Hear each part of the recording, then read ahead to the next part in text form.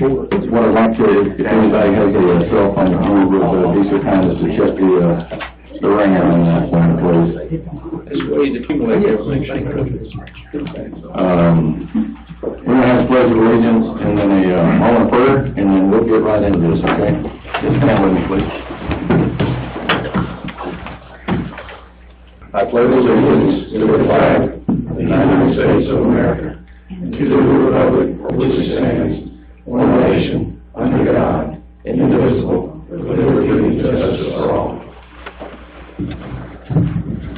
Lord, we come to you tonight. We thank you for the good day we've had today, Lord. We thank you for all the many blessings you continue to bestow on not just our county, but our country. Lord, pray that you'll continue that. I pray that our nation will turn towards you.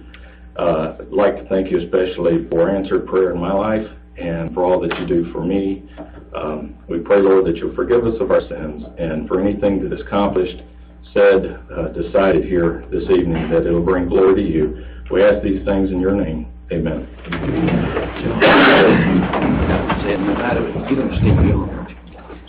Used to be the Farm Bureau director. I forgot to tell you to mention him there when you pray. If you would remember him, he does some pretty serious stuff. Certainly do that. Mr. Steve Young, many of you know him, and I do know him, as a matter of fact. Yeah. Just help me. Yes, sir. Help his health problems. Right. Health issues. Okay. Pretty serious. All right. All right, folks.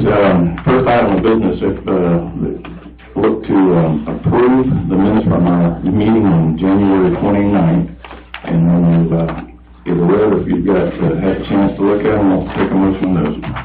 Motion to approve, Chairman. All right, I've got a motion to approve the minutes. Second. And a second. Any discussion or comments on those? Commissioner Allen? Yes. Yes. Yes. Yes. All right.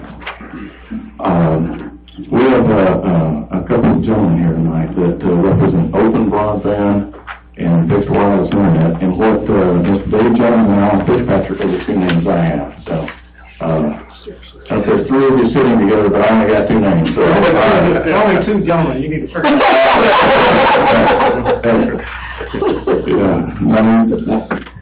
what you just said, sir.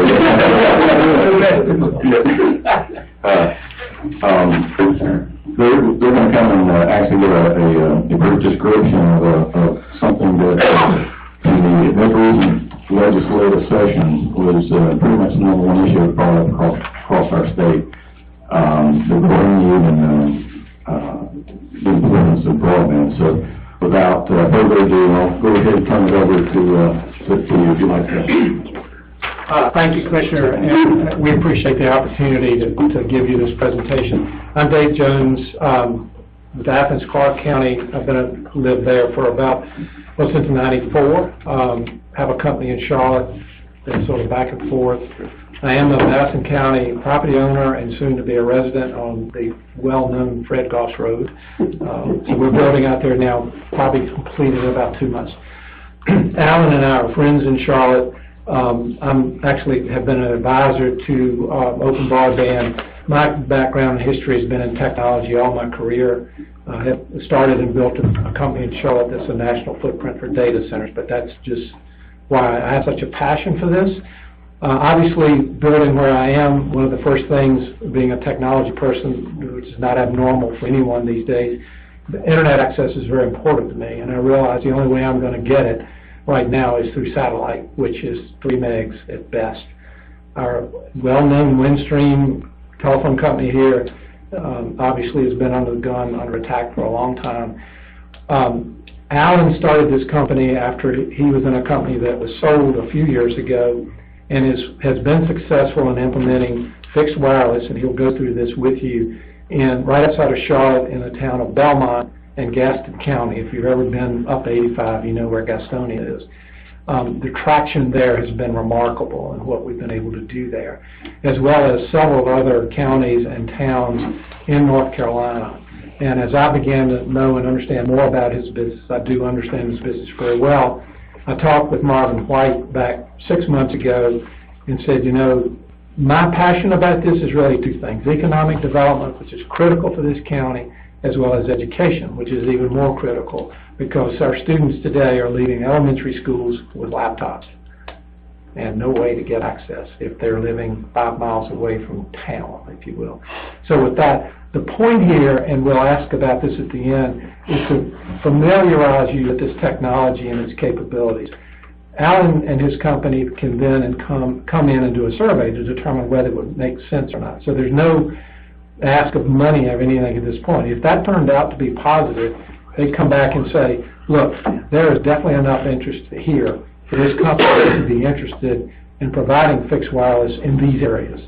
And Alan spent the afternoon, he said the greatest afternoon of his life after being in Charlotte all these past years, is all around, riding around Madison County. And I said, yeah, pretty neat place. So I'm going to turn it over to Alan. I know you'll have a fixed agenda, and I want to make sure you finish 5 minutes early or whatever. Thank you.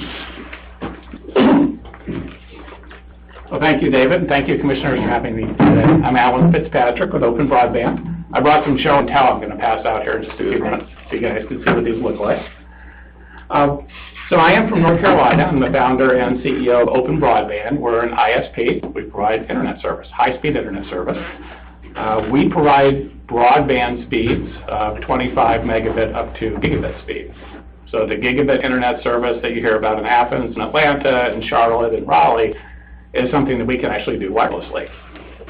When we started the company, we took a look at how the technologies worked and how expensive they were, and realized that fixed wireless was more economical than trying to lay fiber to everybody's house, particularly in rural markets.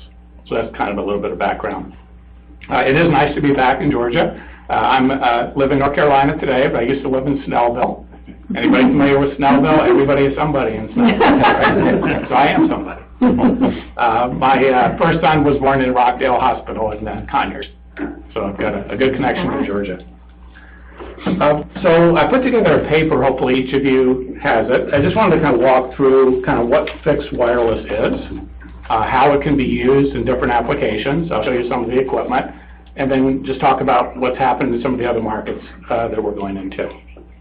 So essentially how it works is it all starts off from a data center where there's lots of internet upstream capacity with all the different carriers. Fiber optic channel is then leased from the data center out to the community. So a little known secret in the wireless world is all the traffic that comes in on wireless has to go on fiber before it goes back to the internet. But that's something that we've are very comfortable in doing, is leasing fiber out to an area. One of the things I was doing today when I was driving around was checking for fiber routes, whether it was Windstream fiber or cable. So I did see some good fiber paths that potentially could be used. The fiber then terminates at a tall location. So when I took a look at some of the county assets, some of your water towers appear to be pretty good locations for antennas. And there's a picture on the upper right of how some of these antennas could be mounted on the railing of a water tower. By the way, your county water towers are beautiful. I don't know if you just painted them recently, but they look great. I've been in communities where they don't look so good. They're rusty, and yours look great. So anyway, these antennas, I didn't bring one of those types of sector antennas with me, but you can kind of see what they look like in the picture. Those are transmitting antennas. So from those tall water towers, it basically transmits out to the community. So at the house, you would have a little antenna like this that could receive up to 400 megabits per second, which is, I'm sure, much faster than what anybody is getting today. It's about 100 times faster than DSL. Wow. This antenna can do gigabit. The range is only about a half a mile, so it's only going to be applicable in areas pretty close to the towers, but literally people and businesses in those areas could get gigabit speed. So if you like, I can kind of pass these around so you can see what they're like.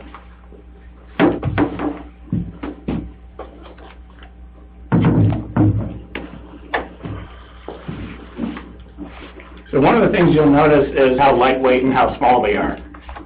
Sometimes when people first hear about antennas going up on buildings, they get a little nervous that these are going to be huge antennas or they're going to weigh a lot. These are pretty inconspicuous. So if you think about if you have a cable box inside of your house or even your telephone box, it's actually bigger than these. And if you have like a white trim, The white kind of blends right into the fascia board when you install it. People in this county, I don't think they're really worried about that. They Okay. They would literally give their left arm, some of these folks. If you paint it black and red, it's probably taking more. Oh, yeah, because Georgia Jim. There you go. So the speed offerings these types of antennas and the fixed wireless technology in general can do are like 25 megabit up to 1,000 megabit in speed. So again, if you compare it to, say, DSL service that you get from the phone company, it's going to be 100 times faster than that. It's really critical in today's world to have high-speed internet, as many of you know, whether it's kids doing their homework online and having to do research or download an e-book to their laptop or their Chromebook, or it's online healthcare, where you want to encourage more people to do to work with their doctors and get their medical records online, or take courses. You know, can you take a Coursera course online rather than have to go to a university in person? So those are just some of the ways that people are using internet. Yeah, virtual schools are growing as well. I mean, I lead some of that. I went into schools and ran into a teacher, a friend of mine, and she was having to go to her parents' house because in her house they couldn't get access. And she's back in school. So. But internet is almost a expected utility anymore. Right. I'm sure to most of you on the board, that's the way you feel, right? You know, water and electricity and internet speed is what you have to have in order to survive. But many people don't have access to good broadband. Either it's available, such as David said, on satellite, which is really slow with a lot of latency and is expensive, or you're using your cell phone as a hotspot, or you're kind of stuck with the DSL service. So this type of technology can come in and just literally advance the whole community to something much, much faster. It helps address that divide kind of between the more urban markets and the more rural markets. There's no reason why, if you live in a rural area, that you need to have less service than what larger towns have. At least that's our belief. In addition to these going on residences and businesses, we've also been effective at doing what we call Wi-Fi zones. So we've implemented Wi-Fi over sports complexes. We've implemented Wi-Fi in downtown zones, in towns that have like a kind of a core strip of businesses, where it's an amenity for anybody who visits. So if you're at the sports complex and you're watching the game, you could be taking photos, you could be doing live streaming on your Facebook, and all of that could go over a free Wi-Fi as opposed to using your data plan on your cell phone. So the mainstream programs, the outdoor sports complexes, it does provide an opportunity for those who don't have home internet to actually go to a location that does. I don't know what people in the community do today. You could go to a library. Yeah, okay. for public library. Well, that's better than going to a fast food Right, restaurant. sure, certainly. So I stopped in Hardee's earlier and they had free Wi-Fi, which is good. But you probably don't want to send your kids to Hardee's, right, to do their homework. Having some Wi-Fi zones does also signal to outsiders that the county is progressive, that you're thinking that people need to have high-speed internet, you're doing something about it. So we've seen that in several markets. We've provided these Wi-Fi zones in Stanley County, North Carolina, Gaston County, North Carolina, that David mentioned. The town of Mount Olive, North Carolina, has hired us to do a downtown zone for them. And we're talking to several other communities about that, too. To set an expectation for kind of pricing for this type of service, the residential service offerings, where we provide like 25 or 50 megabit speed, starts off at $40 a month. So it's not, it's obviously something you have to think about. Not everybody can afford that, but it's not, you know, astronomical either. The Wi-Fi zones that I mentioned are about $600 a month to implement, just to give you a relative frame for the cost of doing things like this. The model that Open Broadband has taken is to do public-private partnerships. So we look for towns and counties that want faster internet, and they're willing to partner with us by providing access to some spaces we can use. Usually the spaces are something that already exists, like a tower. Could be a communications tower or a water tower, and say, okay, we're allowed to mount our antennas. In return, we're going to offer this up to the community.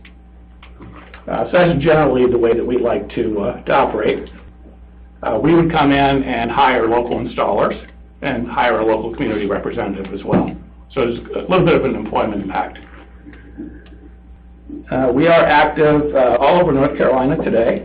We're talking with some South Carolina communities. You'd be our first Georgia community if you wanted to do some work with us. But our intention is to work all over the Southeast. So this isn't unusual for us to want to come into Georgia. What I would recommend is something that Dave had suggested earlier. If you think this is an area you want to pursue, I highly recommend starting off with a survey of the county residents to see who has internet, who doesn't, how much they're paying for it, are they happy, are they unhappy, and what do they want? What do they use it for, and what would they need? If you start off with that survey, you'll find out where your demand is, and then from that point, we could do an engineering study and actually lay out a network, lay out the design for the antennas, and then we could actually deploy the service. So that's sort of the sequence of operations, but it all starts with starting with a survey, just to see where the need is. So with that, I guess I'd like to open up to questions. Yes? One thing you might clarify is once you have an antenna up on a water tower with a radius of a reasonable internet speed could be, because what you talked about was really close in, and I know we can go along. Oh, yeah, good point. So this antenna, which can do up to 400 megabits, can go about 5 miles. So it can get pretty far away from the tower. The gigabit antenna is about a half mile in distance. So it operates at a higher frequency, and the frequency just doesn't extend as far. But given how many water towers you have in the county, I drove around and saw quite a few of them today. I saw town water towers, and I saw some of the county water towers as well. The 5 mile limitation of these is a very good coverage from the water towers, the way that they're spaced out. So you can cover a lot of the county with technology like this. Harry and I own bike stores a bike store in Athens, and I was sitting in the bike store this weekend, and I did a speed test to see how fast the Wi-Fi was, which is through Spectrum.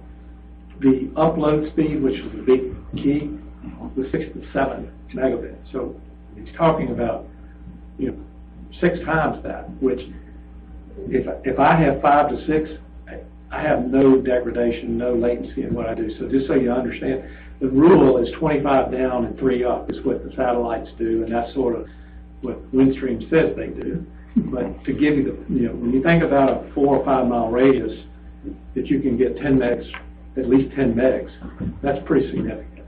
That's what was important to me. Question about?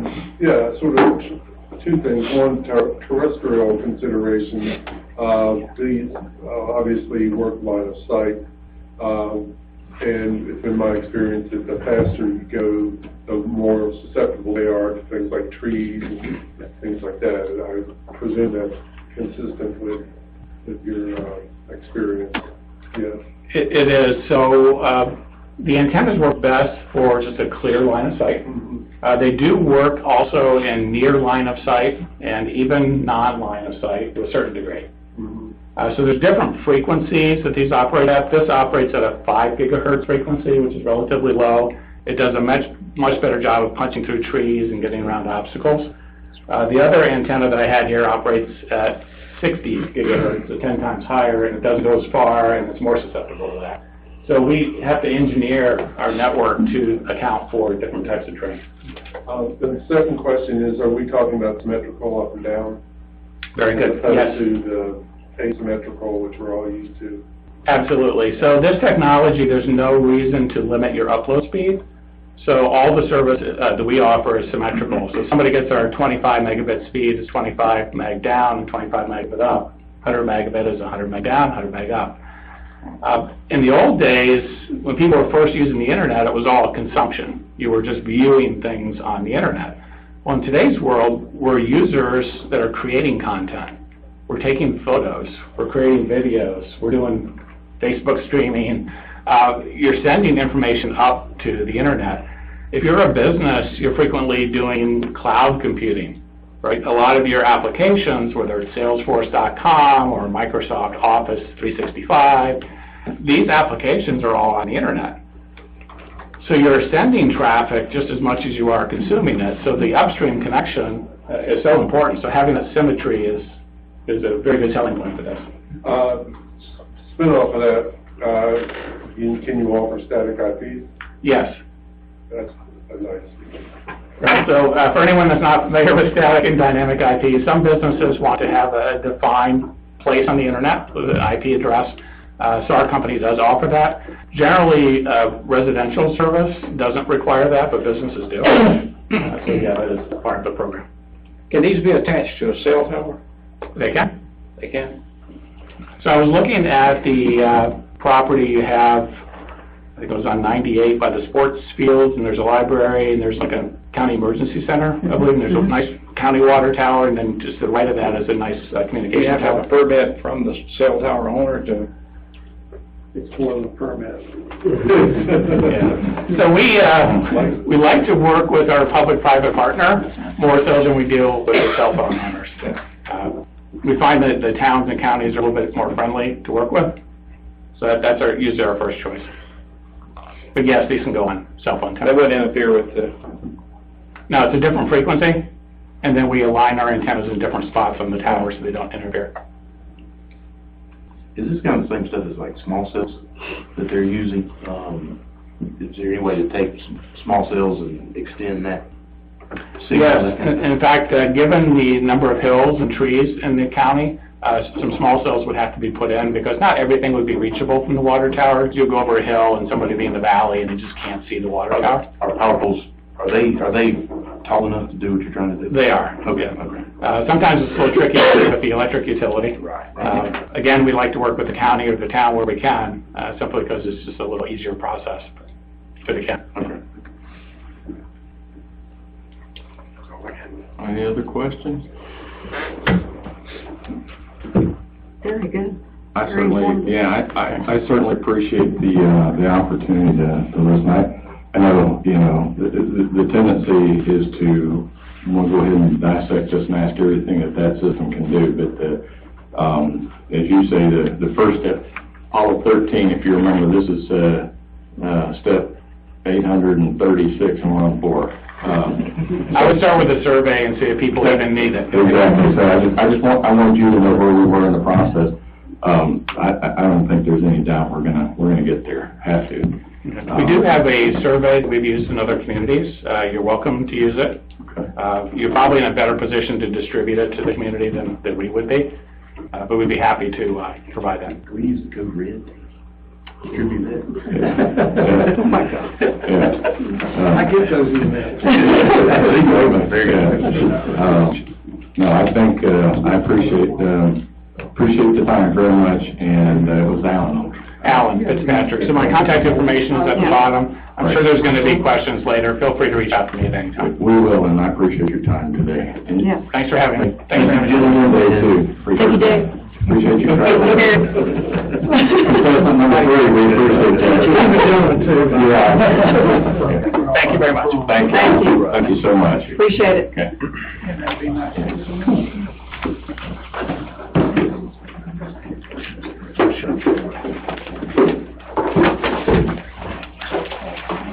We think we've identified our residents, broadband geek over there. I played a basketball game in Mount Olive Alley.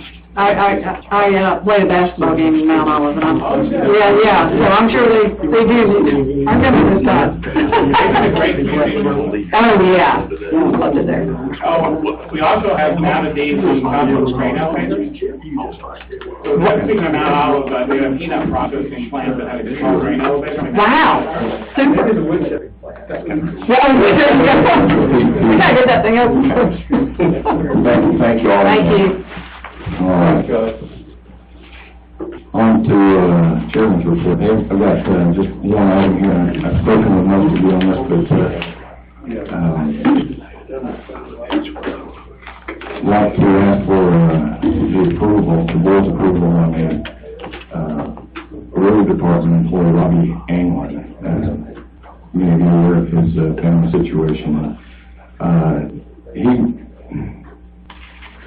He may exceed 120 hours of donated sick leave, and before we meet again that opportunity, he may be in need of that extension or that increase before that. And I just asked that,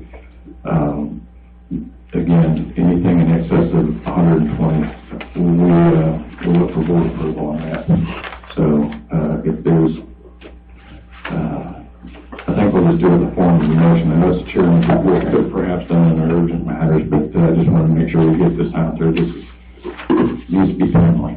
I'd like to make a motion that we approve the extension of hours. Second. I have a motion and a second. Any discussion or comment on that? We're looking for a speed. Correct. Okay.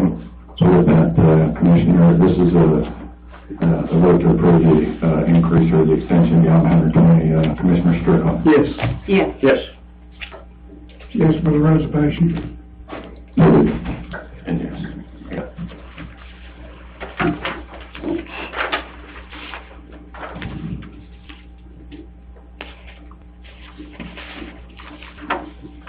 All right.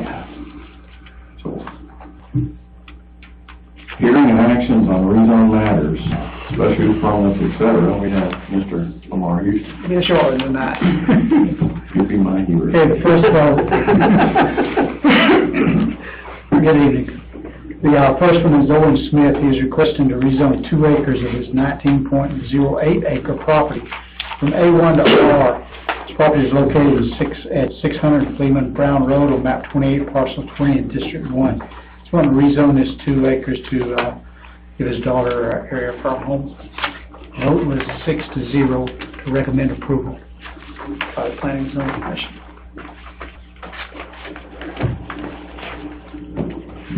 Okay.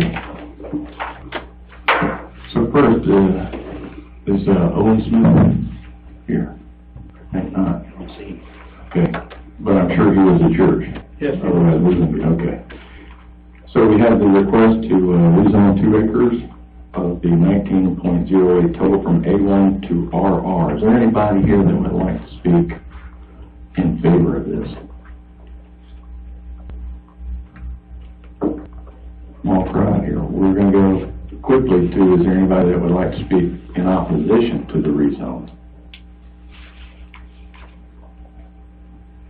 Seeing none? Since Mr. Smith is not here, we'll dispense with the rebuttal on that then. So,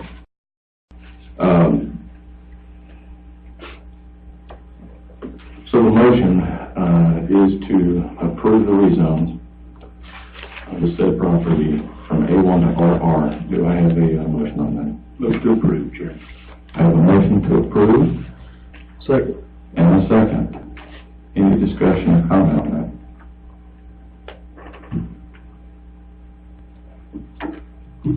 Okay, with that, the vote then goes to Commissioner Bettis. Yes. Yes. Yes. Yes. Yes. All right. Any following amendments? Okay, we have one amendment. It should have revised in red letters at the very top. It's actually items 1, 2, and 3. The Planning and Zoning Board took these up as one vote. First one is to add to Article 3 the definition of an intermediate stream. And the second item is to revise section 7.12.7.1 under stream buffers. We're adding the highlighted in yellow wording. And you should have one sentence that is struck out that says no septic tank drains, fills, and whole tanks are prohibited within this.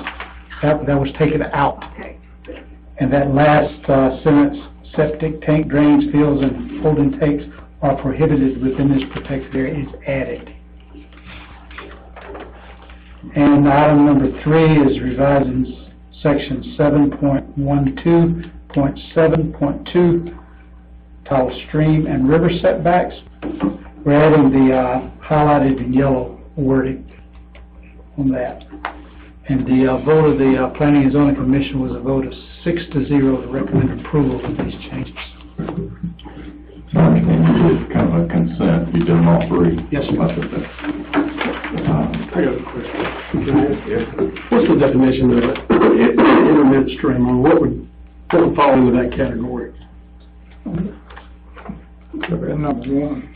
Yeah, and this definition actually came from the But I heard state. the definitions up top, right? Yes, it's the first one that's highlighted under item 1. A stream that flows in a well-defined channel during wet season of the year, but not the entire year. So you'd have to leave a 25-foot buffer Yes, around any that's little state spring, or minimum. that's state minimum. That's why we're having to include this as state. We didn't have this definition in there.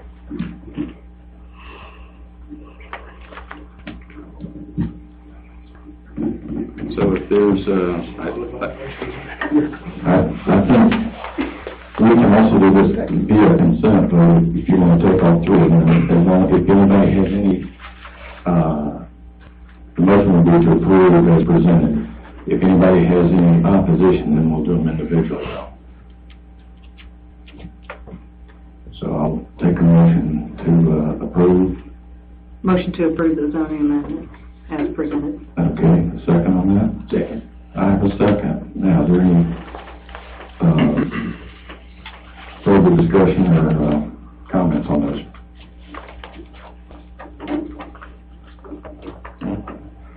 Okay, so the motion is to approve them as presented, and the vote is to Commissioner Pepple. yes. Yes. Yes. Yes. Very good. So I need to ask Lamar a question. Please. Lamar, do you know, have you got any idea how many holding tanks we have in the county? Holding tank? Holding tanks? No, probably not. No? Is there a specified area for the holding tanks, or can they have them wherever they choose? Or- That's up to the health department. Oh, okay.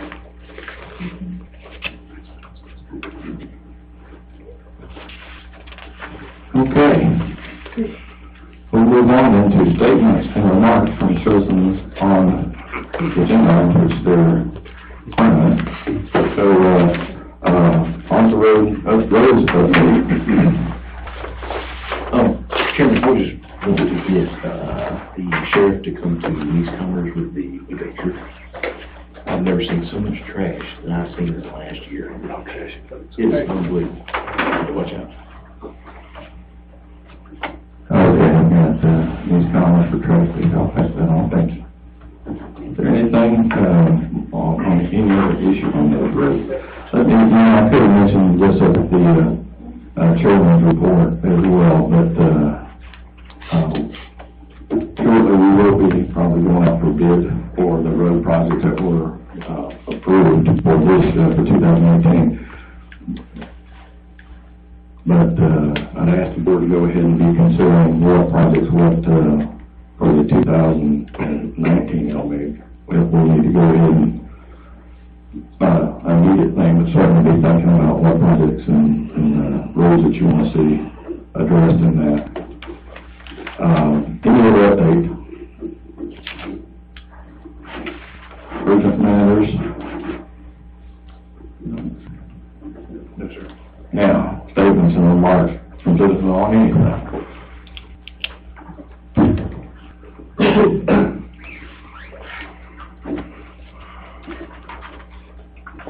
I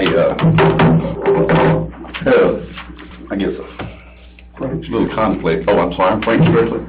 Just I thought everybody knew, I know this better than Frank we have. Frank, I didn't know you sit back there with that cap on. Took your hat off, don't you? Too much glare. Now I recognize. But I talked to John about this and Lee about 3 months ago with a concern I had with the tax valuation and the Board of Equalization. I've had several appeals over the years, and somehow I end up always drawing buddy fields or water fields. So, you know it. and I'm always turned down on every one of them. And he justifies the tax appraiser's position to start with.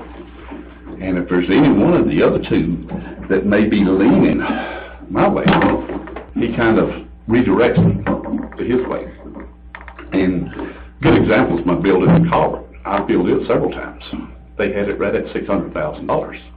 Kept telling us we're $400, guys. Come on, give me a break. And the last one, they used the whole post office to compare it to. Apples and oranges, not even in the ballpark. I said, wait, I said, something's wrong here. So then last year, I had a house down in Hannah Heights. I bought 4 years ago, paid $5,000. And my daughter lives in it. And they had upped the appraisal up to nearly $138,000, which I thought was maximum that house was worth. Because the one right next door to it, Tony Phillips had purchased it for $87,000, spent $25,000 on it, everything new in it, sold it for $139,000. So I said, okay, $138,000 is top of the limit. Last year, they raised it to $160,000. I feel it. I said, surely you're not going through with $160,000 in this house. And when I went in, I said, look, guys, I'll sell it to any of you for $138,000. The way it's valued at now for $138,000. They had the discussion. Robin Baker brought his comps. And I got to look at his comps, and he had one down there for $145,000. Sold to Frank Strickland. I said, wait a minute, I bought that house. I got $107,000 for it. How can you use it? Well, we got it down to $145,000. I said, but I give $107,000. You're using it as a comp. Use the $107,000 then. Well, we can't do that. And needless to say, they had the discussion, and they ruled to raise it to $160,000. And I'm saying, where's the equalization at here, guys? They said, well, we think it's fair. I said, all right, we'll do then. I'll buy every piece of property you three guys have in the county today for what it's appraised for. It's your mind for what it's appraised for. I'm thinking, where's the equalization at? So I did a little digging, and that's what I talked with John and Lee on Robert's property. He purchased, and I don't know if I want a copy of this or not. I'm with John and them. I'd like to have a copy.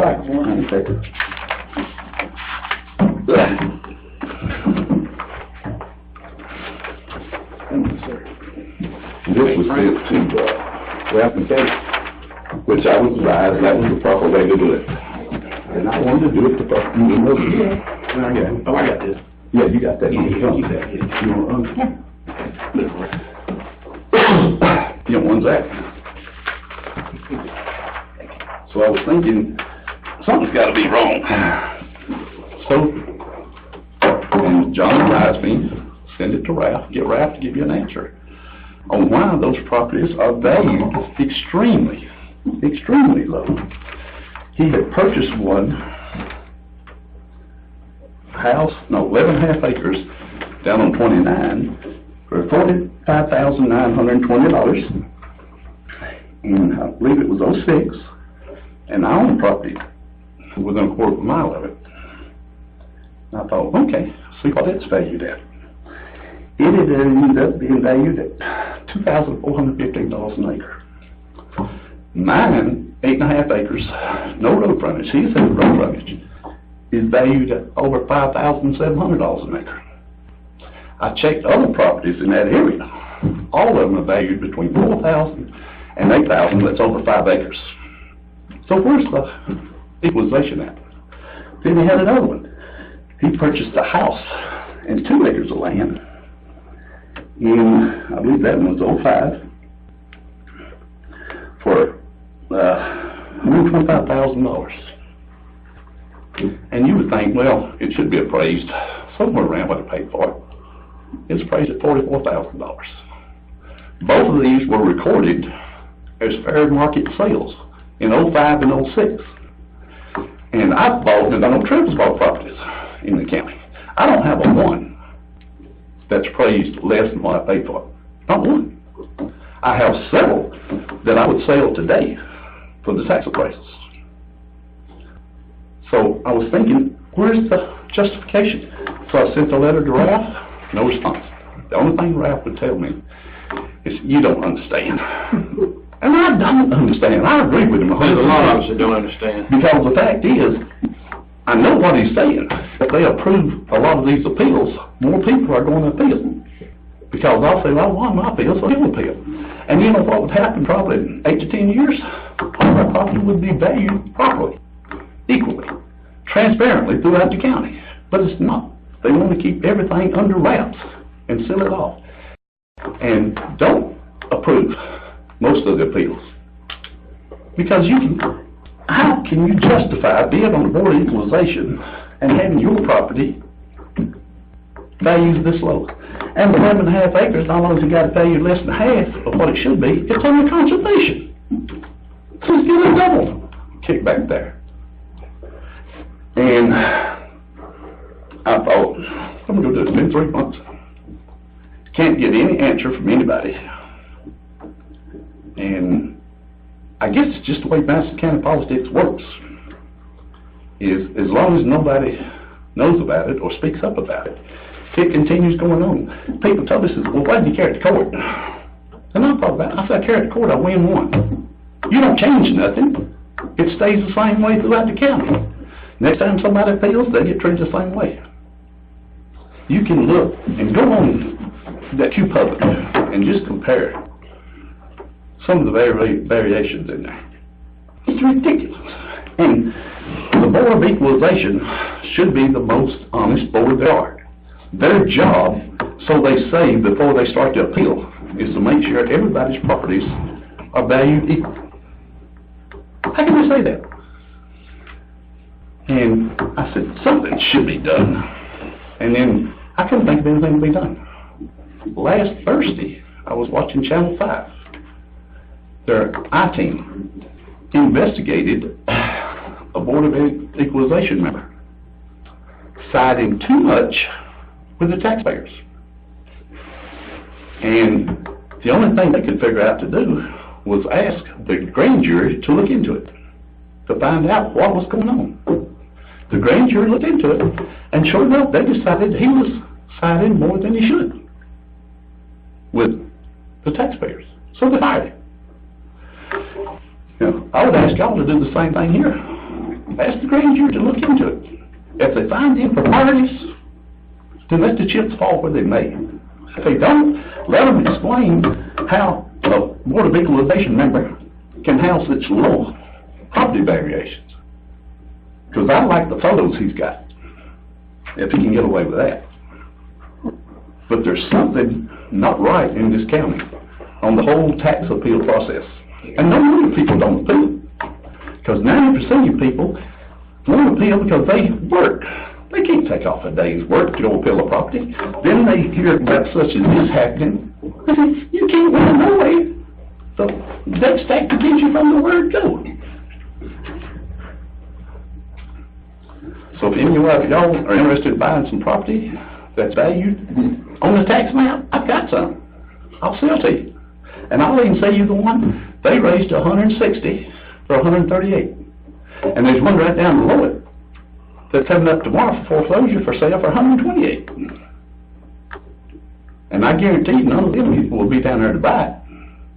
But they'll raise that property to 160 after somebody goes in and buys it. So, like I say, I really expect the same response out of you guys as I got out of Ralph. Nothing. Because I've lost all confidence in all political goings on in this county. Because I've heard, and I've come for the last 3 or 4 meetings just to get an understanding again of what goes on here. And the discussions I've heard, they're not anything that I would be proud to say, well, I'm from Madison County. You'll come down there and move in with us. And then 4 guys with selling the satellites, you know, that's desperately needed. Desperately needed. But, you know, it'll probably be not in my lifetime we see something like that. So I'm just hoping that maybe public outcry can get something done about it. Because if nobody can answer the question on the Board of Equalization member being shown favoritism and doing nothing about it, then we're in a sad state, guys. A sad state. Thank y'all for Wait, playing. wait. You stop me if I say too much. Okay. Stop.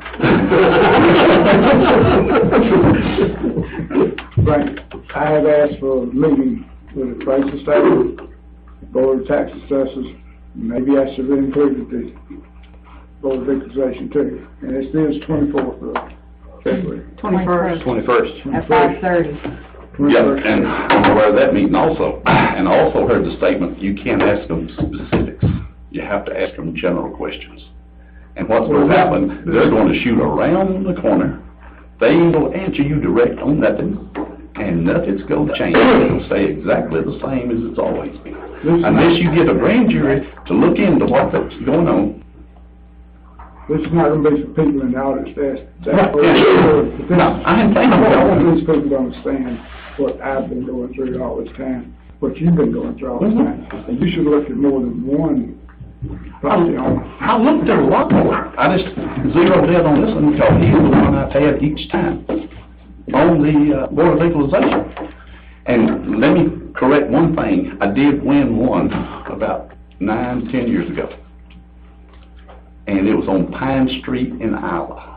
And I don't know if y'all are familiar with Pine Street in Isla, but it's just there in Sherwood Circle here. And luckily, Jane Lackey and Mary, what's her name? Hunt was on there with Robert. He just about got red in the face trying to convince them that the tax appraisal was right. From a part of that lot, I think it's like $15,000 there. And, you know, and Mary made a statement, we own a lot there. And we know what they're worth. Jane was the same way. I know exactly what property he's talking about. It's not worth no $15,000. And Robert come up with everything he could to try to convince them. But luckily those two knew the exact specific piece of property that I was discussing.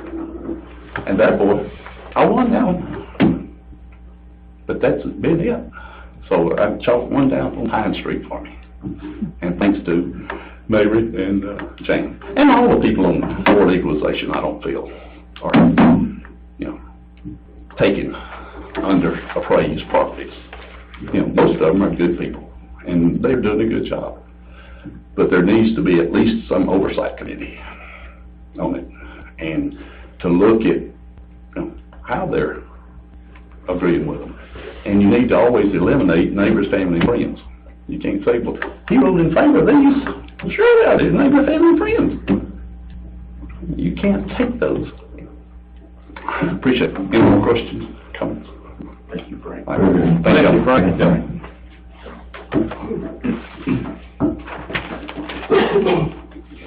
Anybody else would like to make any statement or remark? No. Well, as the old saying goes, we're going to snatch. 21st at 5 what? 5:30. 5:30.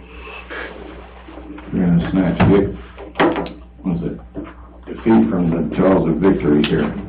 I'm going to ask you if we need that, and I believe we do. Yeah.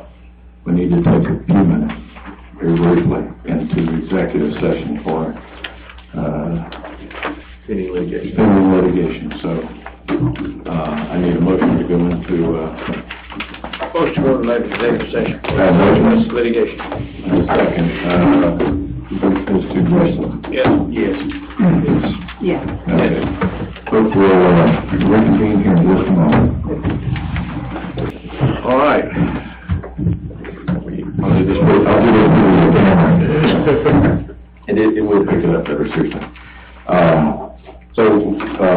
All we move, we'll call the meeting back to order here, we'll put it back in session, and just need to approve the minutes from the executive session. If I have a motion. So moved. I have a motion to approve and a second. Any questions? Commissioner Allen? Yes. Yes. Yes. Yes. Yes. Okay, do I have a motion to adjourn? Motion adjourned. Motion. Second. And a second. Commissioner Christman? Yes. Yes. Yes. Yes.